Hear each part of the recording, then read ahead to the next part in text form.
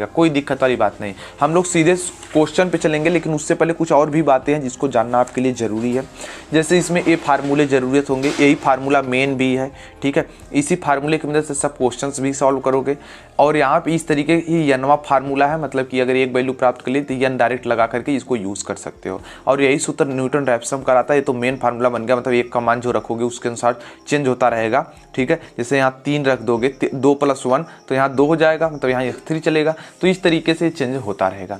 अब देखिए हम आगे बढ़ते हैं, तो इसके मदद से करते हैं क्या है, इसका देख सकते हैं ग्राफिकल रिप्रेजेंटेशन जो है इसका, ठीक है। तो इस तरीके से यहाँ पे क्या किया गया है, इसकी मदद से हम क्या करते हैं, किसी पॉइंट पे हम अगर कोई वैल्यू निकालनी है, हमें नहीं पता नियर अबाउट क्या आएगा, तो उसकी मदद से निकालते हैं। और जितनी बार इस नियम को अप्लाई करोगे उतना अच्छा रिजल्ट आपको मिलता जाता है।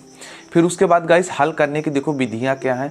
सबसे पहले ए बी संख्या का चुनाव, वही जो पुराना नियम करते तो वही होगा, माइनस प्लस मिलेगा। लेकिन दूसरे स्टेप में ये विचार आप करेंगे, यफ ए के करीब मैं उसको ए बी जो मानने का यहाँ केस होता है यन, ओ यहाँ पे मैं उसको मानूंगा जो 0 के करीब होगा। बस आपका ये सूत्र लगाओगे, उसके बाद अपना नियम यहाँ से लगेगा, आपका आंसर आएगा। कुछ और चीज़ें दी गई हैं, जैसे कि यहाँ वर्गमूल और घनमूल। अगर आपको कुछ चीज़ें यहाँ से पता चल जाती हैं फटाक से, जैसे ये चीज़ समझ लिए, इसको समझ लो अपने से। एफ इक्वल इस तरह दिया रहेगा, इस तरीके से आपको कर लेना है। यहाँ पे देखो अंडर रूट में जो होता है वो कैपिटल एन होता है, इस तरह कैपिटल एन निकल जाएगा। फिर उसी तरीके से एक और चीज़ की आपको यक्स 0 पता होना चाहिए। बस आप इस फार्मूले में, ये देखो मेन फार्मूला है, इस फार्मूले में रखोगे तो वर्गमूल निकलेगा, इस फार्मूले में रखोगे तो घनमूल निकलेगा। मतलब आपका इसमें रूट निकलेगा और यहाँ रूट क्यूब निकलेगा। तो बस यहाँ पे रूट स्क्वायर रूट क्यूब इस तरीके से निकल जाएंगे, कोई दिक्कत वाली बात नहीं, सब कुछ समझ चुके हो। मैं सीधे क्वेश्चन की तरफ चलता हूँ, ये विशेष था, लेकिन ये फार्मूला याद कर लेना। अब देखो गाइस, बिना किसी देरी के कुछ भी क्रिए समझो, खाली करना क्या है। सबसे पहला स्टेप आपको यही करना है, या माना बोल लो, जो भी करना कर लो। मान लोगे कि यफ यक्स इज इक्वल टू गाइस आपका क्या है, यक्स स्क्वायर -8 है। जी हाँ, ये चीज़ आपको, ये चीज़ जो आप शुरुआत में मानते थे भाई, वही पुरानी वाली चीज़, इसको भी मान लेना है। इतना चीज़ मान लोगे, इसको क्या बोल दोगे भाई, इसको हम इक्वेशन 1 बोल देंगे, इक्वेशन 1 बोल देंगे। जैसे ये हो गया तो एक बार और करना, इसी का प्राइम निकालना। प्राइम का मतलब होता है यफ प्राइम यक्स होता है। अब यफ प्राइम यक्स का मतलब ये होता है एक बार अवकलन। इसका एक बार अवकलन करोगे तो क्या हो जाएगा, 2x आ जाएगा, इक्वेशन 2 मान लेना। बस यही चीज़ करनी थी, बस इतना करना भाई, और कुछ नहीं करना है। अब इसके बाद क्या करना है, ये जो मेन वाला समीकरण, इसमें 1 2 3 0 ये सब रख के हम चेक करेंगे। जैसे देखो सबसे पहले हम लोग 0 रख के चेक करते हैं। जब 0 रख के इसमें चेक करोगे तो क्या आएगा आपका, -8 आएगा। अगर यफ इज इक्वल टू 1 रखोगे तो 1 रखोगे तो 1 - 8 आएगा, यानी -7 आएगा। अगर यफ इज इक्वल टू 2 रखोगे तो यहाँ से कितना हो जाएगा, 4 हो जाएगा, -8 इज इक्वल टू -4 आ जाएंगे। अब चलिए यफ इज इक्वल टू 3 रखेंगे तो 3 तरीका कितना आ जाएगा, 9 - 8 हो जाएगा, इज इक्वल टू 1 आ जाएगा। सो गाइस इस तरीके से आ गया। हमें क्या करना था कि हमें तब तक जाना था, एक माइनस प्लस के पास पहुंचना था। लेकिन एक बात आपको ध्यान रहे, ये माइनस प्लस तो पहुंच गए ना, कोई बात नहीं, इन दोनों के बीच में हमें वो चूज करना होगा जो इसमें 0 के करीब है। तो आप हमें बताएंगे कि इसमें 0 के करीब कौन है। -4 तो भाई दूर होगा, भले से माइनस, लेकिन 0 देखो यहाँ पे अगर 0 है तो यहाँ पे -1 आएगा, -2 आएगा, -3 -4 कहीं इधर आएगा। लेकिन अगर मैं 1 की बात करूँ तो ये पास में आ जाएगा। तो हमें उस चीज़ का, उस फंक्शन का यहाँ पे चुनाव करना होगा जो यहाँ पे 0 के करीब है, ठीक है। तो ये वाला करीब था। तो अब गाइस यहाँ पे अगर मैं बात करूँ, ठीक है, तो हम कह सकते हैं, ठीक है, तो हम कह सकते हैं कि F3 है, ठीक है, यहाँ एक लाइन में लिख सकते हैं F3 जो है, F3 0 के करीब है, ठीक है, 0 के करीब है, ठीक है, 0 के मान के लगभग करीब है। अतः हम बोलेंगे, ठीक है, अतः यक्स 0 की जो वैल्यू है, जो ये अंदर वाला है, ये आपका 3 यही हो जाएगा। ये जो अंदर वाला होता है इसी को लेते हैं, लेकिन अलग क्वेश्चन के लिए कुछ अलग रिक्वायरमेंट होगी, लेकिन इस पार्टिकुलर क्वेश्चन के लिए इस तरीके को होगा। लेकिन समझ लो एक नज़र में, ऐसा अगर दिया है इक्वेशन फॉर्म में तो इस तरीके से आप निकाल लोगे जो ये अंदर वाला रहेगा। तो x नॉट इक्वल टू 3 आ गया। अब क्या करना है, अब हमें मूल का प्रथम मान निकालना है। देखो हमें सबकी वैल्यू पता है, बस अब क्या करेंगे, देखो पेज को पलटना पड़ेगा भाई, क्योंकि पेज यहाँ पे पूरा फिल हो चुका है। तो मैं आपको पहले पेज यहाँ पे नेक्स्ट पेज पे आपको ले लेता हूँ, ठीक है। तो अब देखो, अब क्या कहेंगे कि हम लोग वही जो मूल का प्रथम मान लिखते थे वही लिखेंगे, अतः मूल का प्रथम लगभग मान। गाइस ये चीज़ ऐसे कर सकते थे, या तो फर्स्ट अप्रॉक्सीमेशन लिख सकते थे, उसका मतलब यही होता है मूल का लगभग प्रथम मान। तो गाइस अब देखिए फार्मूला क्या होता है, formula x1 is equal to होता है x0 होता है। अगर यहाँ 2 चलेगा तो यहाँ x1 बन जाता है, इसका ध्यान रहे, ठीक है। तो x0 हो जाएगा, माइनस हो जाएगा f(x) हो जाएगा, और नीचे हो जाएगा f'(x) हो जाएगा। यही गाइस आपका फार्मूला होता है, दूसरा कुछ नहीं।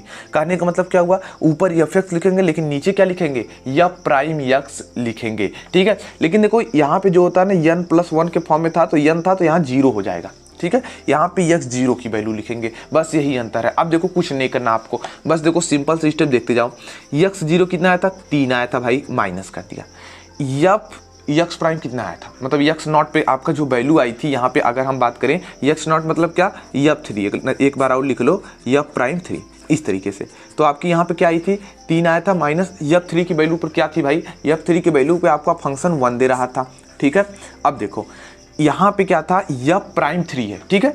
अब देखो f' जो आपका 3 है दोस्तों, यहाँ पे अगर मैं चलूंगा, देखो f' की जगह पर ये देखो ये f' वाला था, अगर यहाँ पे मैं चलूंगा, इसकी वैल्यू मैं रख दूंगा 3, तो देखो यहाँ पे x था, तो यहाँ पे 2 से मल्टीप्लाई है ना, तो इसकी वैल्यू कितनी हो जाएगी, 2 गुणे 3 हो जाएगी, ठीक है। वहां से देखो आया है इक्वेशन से, तो 2 गुणे 3 आ जाएगी। अब देखो मैं क्या करूंगा, बस भाई इसको सॉल्व कर लेना है। तो देखो सॉल्व करेंगे क्या हो जाएगा, 3 माइनस 1/6 हो जाएगा। तो इसको सॉल्व करेंगे तो 36 18, 18 से जाए 17, तो आपका कितना आ जाएगा देख सकते हो, 17/6 आ जाएगा, इज इक्वल टू आएगा 2.833, ठीक है, 2.833। सो गाइस इतनी चीज़ आ जाती है, आपकी जो वैल्यू है गाइस वो यहीं पे आ जाती है। लेकिन एक बात का आपको यहाँ पे ध्यान रहे, ठीक है, एक बात का आपको यहाँ पे ध्यान होना चाहिए कि यहाँ पे अगर इस टाइप का क्वेश्चन है और इसमें इन्होंने सिर्फ क्या बोला था, इन्होंने सिर्फ यही कहा था कि समीकरण, ध्यान देना, समीकरण इतने का वास्तविक मान न्यूटन रैप्सन से ज्ञात करो। तो गाइस इस केस में अगर इस टाइप का क्वेश्चन आता है, अगर उन्होंने बोल दिया दशमलव के 2 स्थान 3 स्थान, तब तो आप करेंगे। लेकिन अगर ऐसा क्वेश्चन आता है तो आपको क्या करना चाहिए, आपको जो अप्रॉक्सीमेशन है ना 2 बार 3 बार निकालना चाहिए। जब आप देखेंगे कि दो वैल्यू मतलब x1 x2 इस तरीके से जो आएंगे, अगर वो 2 बार या 3 बार समान हो जाते हैं, तो उन्हीं के दोनों के बीच में बोल दो भाई इसके पास आएगा, एक कभी नहीं निकाल के छोड़ेंगे, इसका ध्यान रहे। अगर उन्होंने कहा एक अप्रॉक्सीमेशन निकाली था तो ठीक, या 2 नंबर पे पूछता तब निकालोगे। लेकिन अगर उन्होंने नहीं कहा है तो आप क्या करोगे, 2-3 बार निकालोगे। तो अब गाइस अब मैं क्या करूंगा, दूसरा निकालूंगा।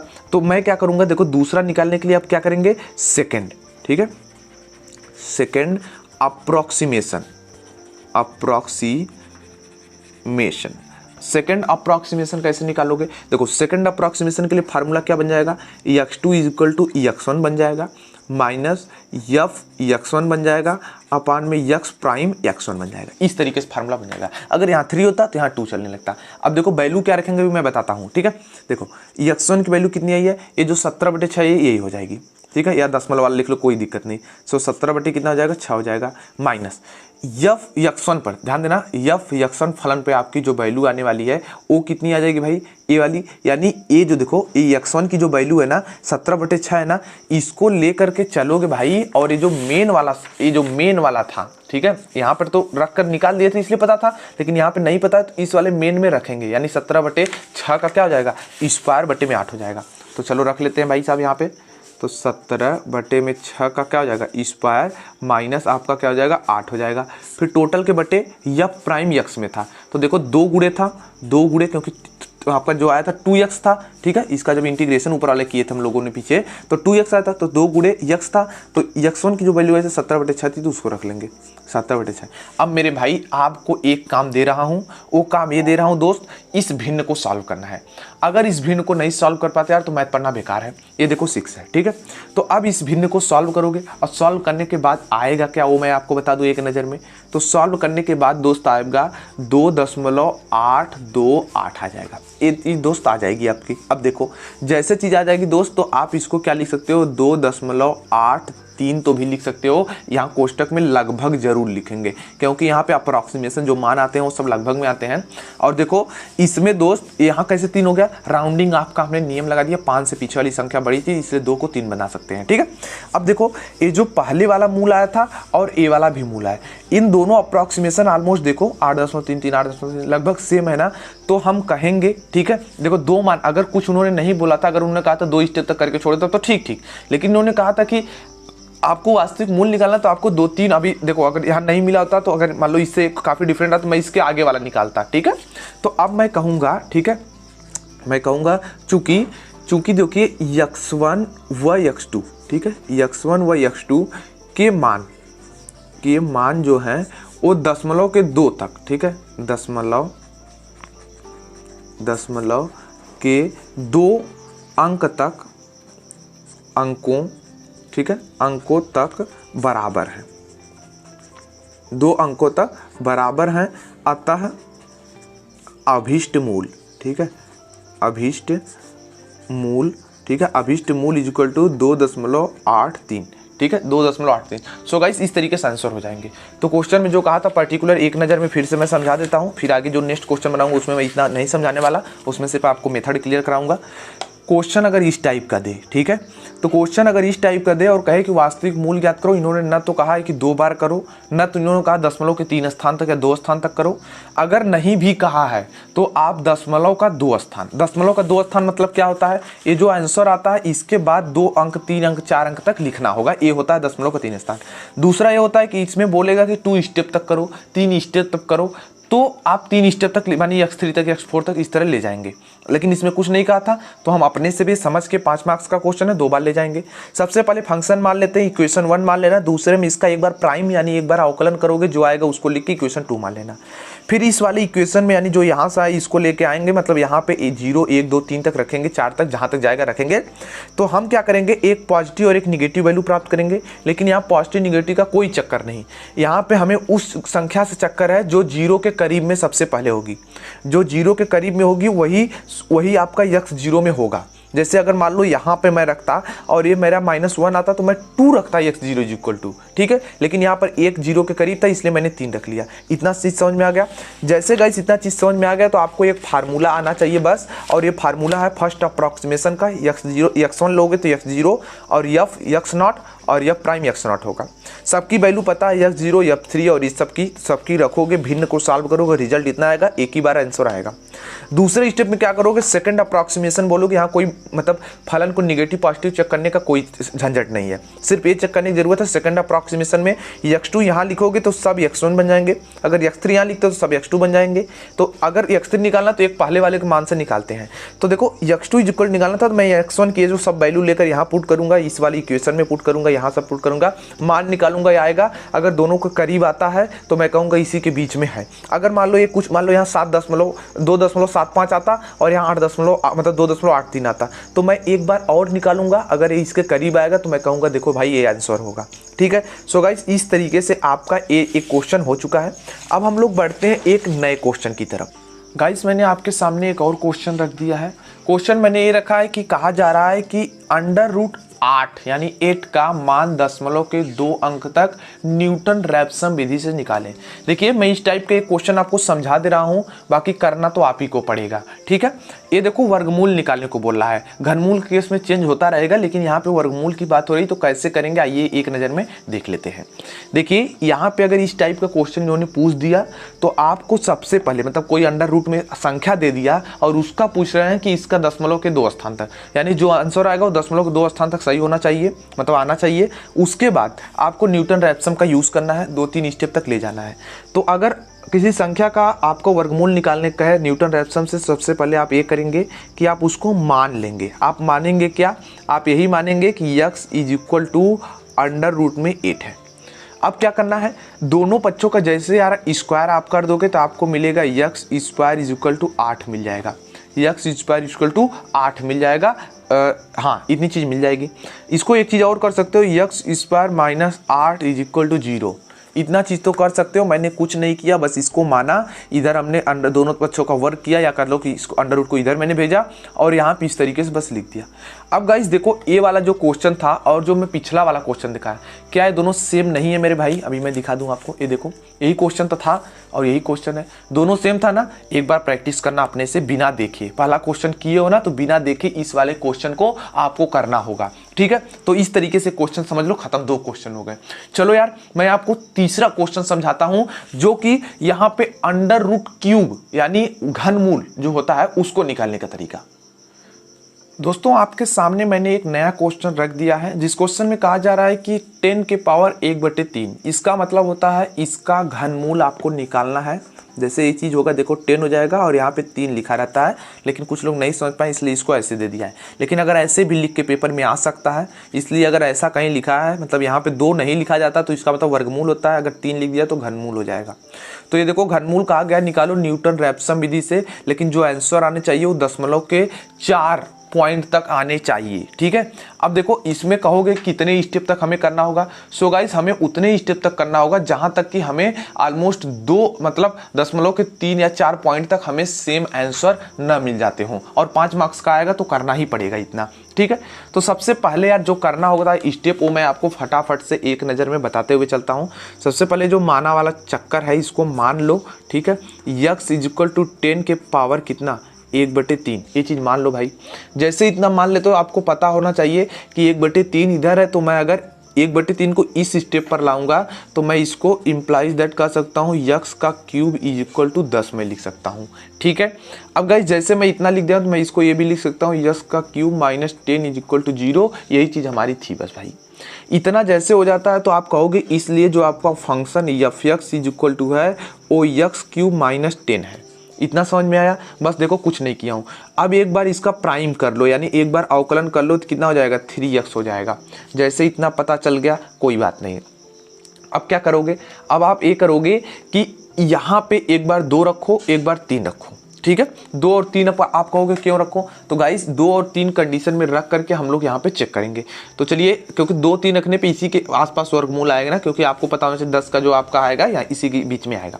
तो देखिए अब हम क्या करेंगे, यहाँ पे जब हम रखेंगे देखो f2 रखेंगे तो यहाँ पे 2³ - 10, तो यहाँ पे कितना हो जाएगा 8 - 10, यानी आपका -2 मिलेगा।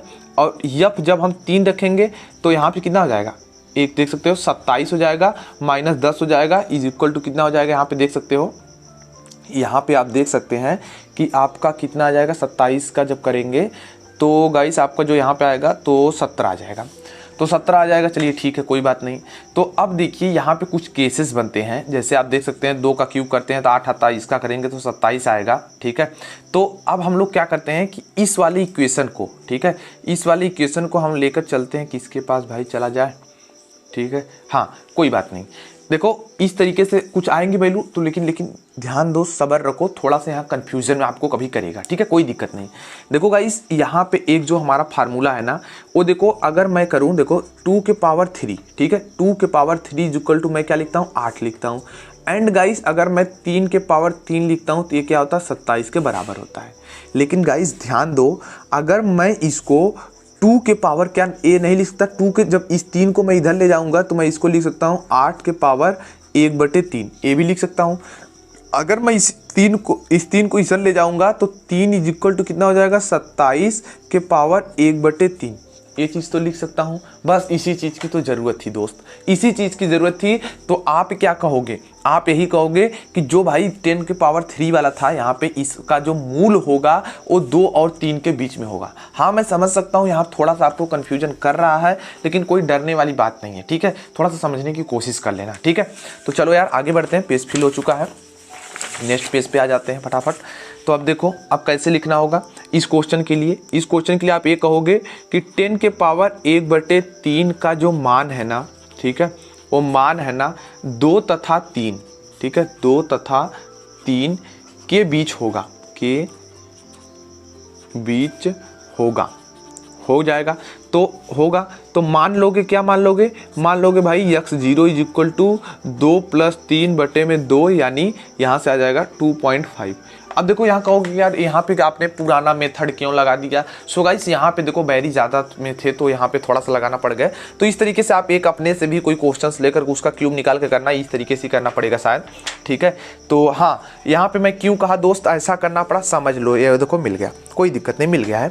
देखो यहाँ पे दोस्त कैसे मिला, देखो यहाँ पे क्या कहा था, माना n दी गई संख्या जिसका वर्गमूल x है तो √s = यहाँ पे ऐसे करते हैं। लेकिन दोस्त यहाँ पे ध्यान देना, यदि यहाँ पे अगर घनमूल कहे तो n = इतना निकालना, फिर इस तरीके से करके सॉल्व करना और यहाँ या फिर सीखना या प्राइम = इतना मान लेना है। उसके बाद गाइस आपको ये फार्मूला देखो मैं बता दूं ना, अगर इतना ये जो फार्मूला है x n plus one is equal to मतलब ये वाला जो फार्मूला, एक ये फार्मूला और ये फार्मूला मतलब यहाँ से ले लोगे, इन दोनों फार्मूलों को याद कर लोगे तो आपको क्या करना हो, ये जो ज़्यादा इधर उधर टिम टाम करना पड़ा मतलब ज़्यादा टाइम्स आपके लग रहे हैं, ये सब नहीं करना होगा। बस इस फार्मूले में वैल्यू रखोगे, अपने रिजल्ट को प्राप्त करोगे। ठीक है, अगर इस फार्मूले पे आपको वीडियो चाहिए तो आप बताना। ठीक है, मैं इस फार्मूले पे आपको करके दिखाऊंगा, लेकिन अभी तो हम डायरेक्ट मेथड पे देख रहे हैं। अब देखो यार, हम लोग बढ़ते हैं नेक्स्ट, जो हमारा x0 की वैल्यू थी। ठीक है, x0 की वैल्यू थी वो गाइस कितनी आ गई, 2.5 आ गई। And capital N is equal to कितना आ गया, वो 10 आ गया। कैपिटल N क्या होता है मेरे भाई, कैपिटल N क्या होता है, तो कैपिटल N अभी ऐसे नहीं समझ में आएगा, वो मेन फार्मूले से आपको दिखेगा। देखो, जो अंडर रूट में दिया रहता है उसका क्यूब मतलब निकालना है, या जो भी यहाँ पे घनमूल निकालना था, तो अंडर मतलब 1/3 में जो अंदर फॉर्म में है इसको हम बोलेंगे n। ठीक है, इसमें इस बार में था यहाँ पर n था और क्यूब में था यहाँ पे n, तो ये जो अंदर रहता है उसको n बोलते हैं, कैपिटल N। और जो ये जो था आपका जो आया 2.5 आ गया। अब क्या करना है भाई, आपका जो नेक्स्ट लेवल आता है, आपका घनमूल सूत्र लगा देना है। ठीक है, घनमूल सूत्र से घनमूल तो सूत्र से गाइस आपका जो घनमूल है x is equal to n plus 1 हो जाएगा, इज इक्वल टू 1/3 हो जाएगा। फार्मूला जो होता था 2xn होता था। ठीक है, प्लस n अपान में यहाँ पे हो जाएगा xn का क्या हो जाएगा, स्क्वायर हो जाएगा। बस मेरे भाई यही फार्मूला आपका तो था।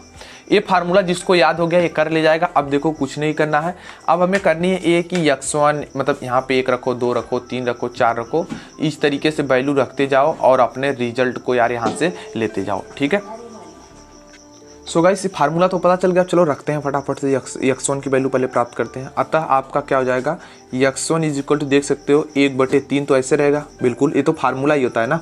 ठीक है, तो इतना हो जाएगा। अब देखो यहाँ पे 2 हम x1 निकालेंगे तो यहाँ n जो है xn है ये भाई आपका 0 होगा। आपको पता है कि यहाँ 1 चलता है अंदर 0 वाला रहता है, तो यहाँ पे x 0 हो जाएगा।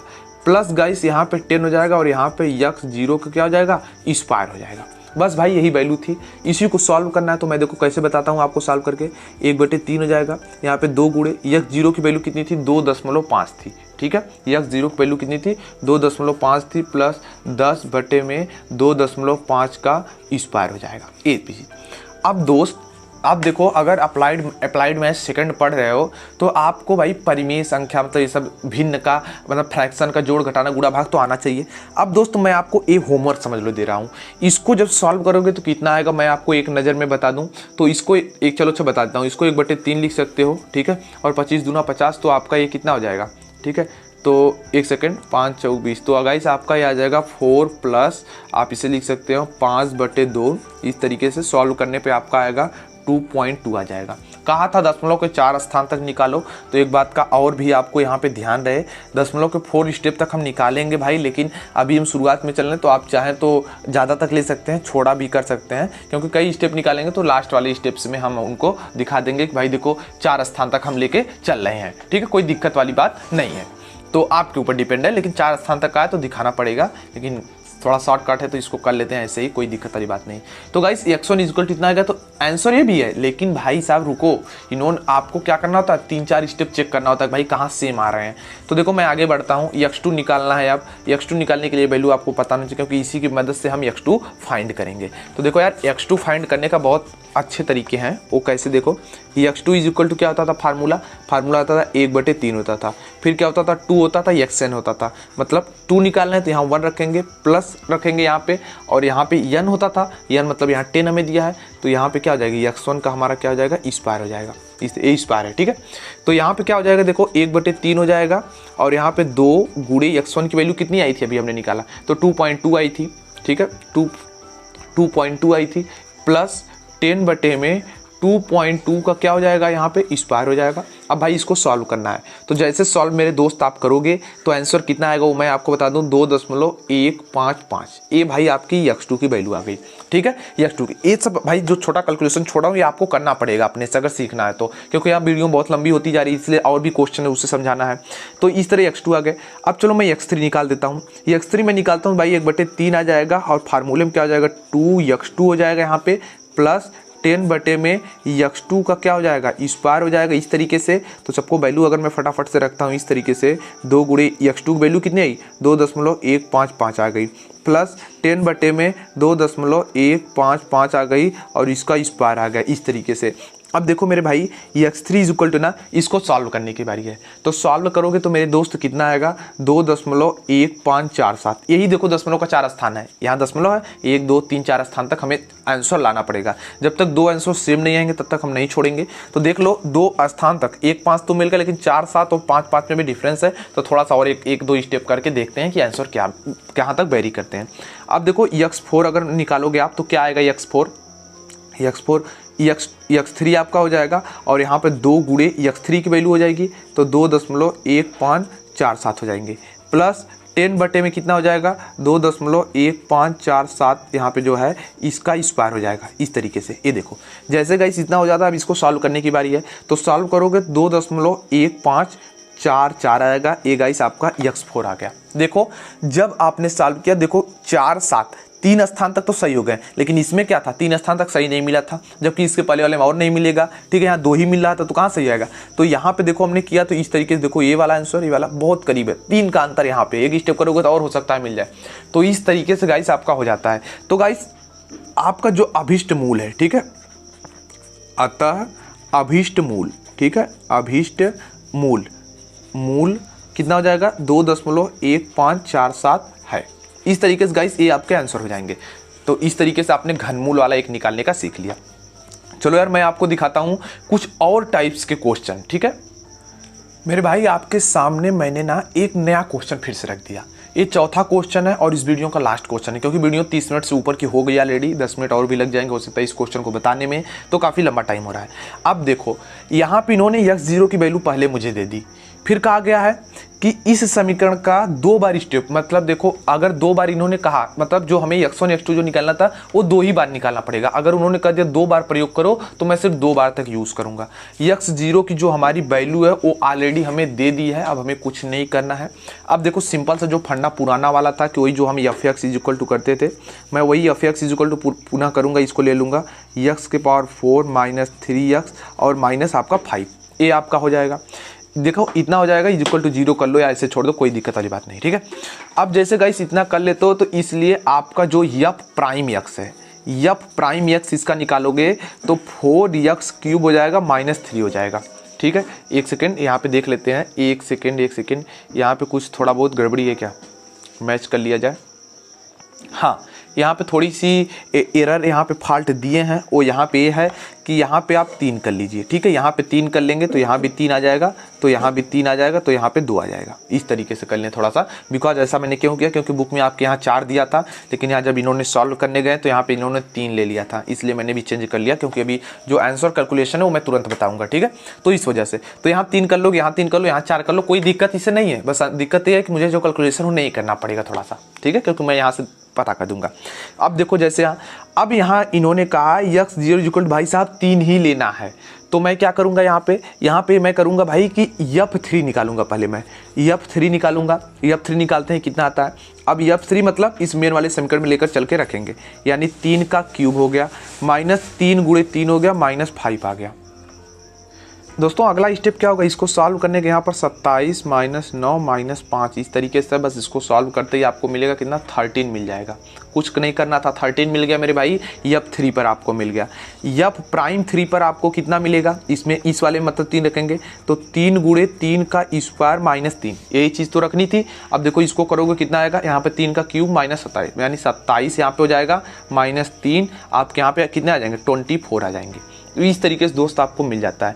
अब देखो मैं एक चीज़ आपको बता दूं, यहाँ पे आप कहोगे माइनस प्लस का चक्कर नहीं है और हमें जो मानना होता था वो नहीं रखा 0 के करीब। दोस्त यहाँ पे देखो ना, x3 इन्होंने पहले दे दिया तो मैं मतलब बाधित हो गया हूँ, मैं आगे नहीं जा सकता, मुझे x0 = 3 लेना पड़ेगा। 2 बार यूज़ करना है इक्वेशन को प्राप्त करने, तो बस इस तरीके से इक्वेशन को सॉल्व करने हैं। तो देखो फर्स्ट, ठीक है, फर्स्ट अप्रॉक्सीमेशन जो हम लोग निकालेंगे, ठीक है, फर्स्ट अप्रॉक्सीमेशन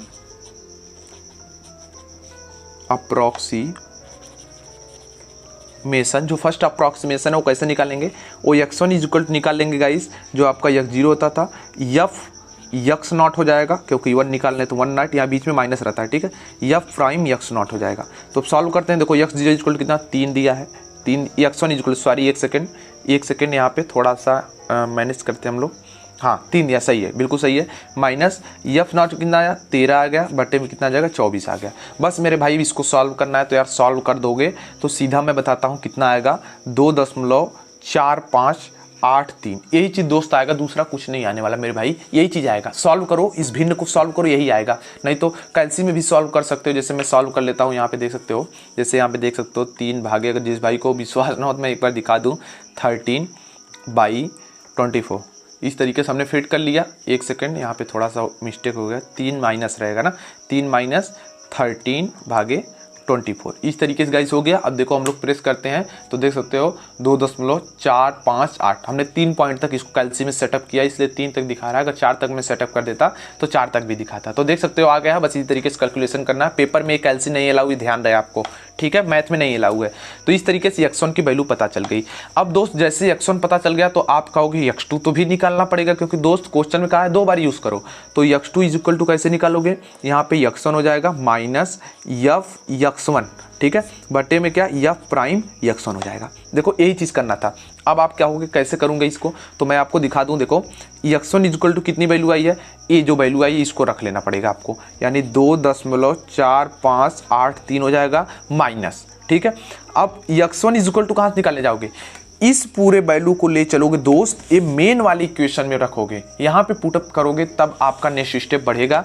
यानी आपका देखो ये हो जाएगा 2.4583 का क्या हो जाएगा, यहाँ पे क्यूब हो जाएगा, माइनस 3 गुणे हो जाएगा 2.4583 हो जाएगा, माइनस 5 हो जाएगा।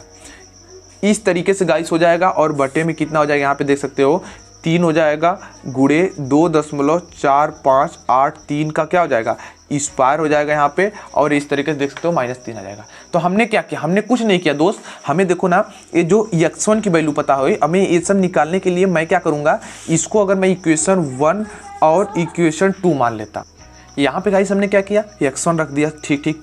फिर देखो जो ये अंदर वाला x1 की वैल्यू मिली थी, इसको मैं लेकर चलूंगा, इस वाले पूरे इक्वेशन में रखूंगा, तो ये आपका पूरा x1 मतलब यफ x0 बन जाएगा, और मतलब यफ x1 बन जाएगा, और नीचे यफ प्राइम x1 बन जाएगा। इसको लेकर चलूंगा, ये जो प्राइम वाले में रखूंगा, इस वाले में इक्वेशन की जगह पर आपका बन जाएगा। तो बस जैसे बन गया दोस्त मेरे भाई, बस इसको सॉल्व करना है। तो सॉल्व करोगे तो आंसर क्या आएगा, मैं आपको वो बता देता हूँ। देखो सॉल्व करोगे दोस्त ना, इसको पूरा सॉल्व करोगे तो आपका आंसर आएगा 2.2943 इस तरीके से आएगा, और आपका जो आंसर हो यही हो जाएगा। अब देखो आप कहोगे कि x1 और x2 भाई साहब मैच ही नहीं कर रहे हैं, तो मैं कैसे कहूँ कि आंसर है। तो मेरे दोस्त एक बात का आपको और भी ध्यान होना चाहिए। क्वेश्चन साहब ने क्या बोला था, कि कहा था कि x3 ले लो, पहले से इन्होंने कह दिया। दूसरी बात इन्होंने ये भी कहा, देखो यन न्यूटन रैप्सम मेथड, मैंने शॉर्टकट में लिख दिया, इसको समझ लेना, ठीक है, न्यूटन रैप्सम मेथड। तो अब देखो इन्होंने कहा 2 बार यूज करो। अब हमसे नहीं मतलब कि भाई आंसर दोनों मैच कर रहे हैं कि नहीं कर रहे हैं, लेकिन ऑलमोस्ट मैच कर रहे हैं। देखो 4, 5, लेकिन 2 के बाद नहीं मैच करना है। अगर मैं अच्छे ये सब 3 नहीं देता तो मैं अपने से अप्लाई करता, तो वहाँ पे अपने से मैच करते हैं आंसर। लेकिन यहाँ पे कोई बात नहीं, 2 बार कहा था, 2 बार आपने यूज कर दिया। इन्होंने ये भी कहा था कि अगर 10 के 4 पॉइंट तक निकालो, तो 4 पॉइंट तक भी आपने निकाल दिया। सो गाइस इस तरीके से आपने 4 क्वेश्चंस देखे न्यूटन रैप्सम मेथड्स के। आई होप यार आपको समझ में आया। तो वीडियो को लाइक करें, नए हो तो हमारे यूट्यूब चैनल को सब्सक्राइब कर लें, ताकि फ्यूचर में आने वाली अपडेट्स एंड मोर वीडियोस का नोटिफिकेशन आपको सबसे पहले मिल सके। Thank you.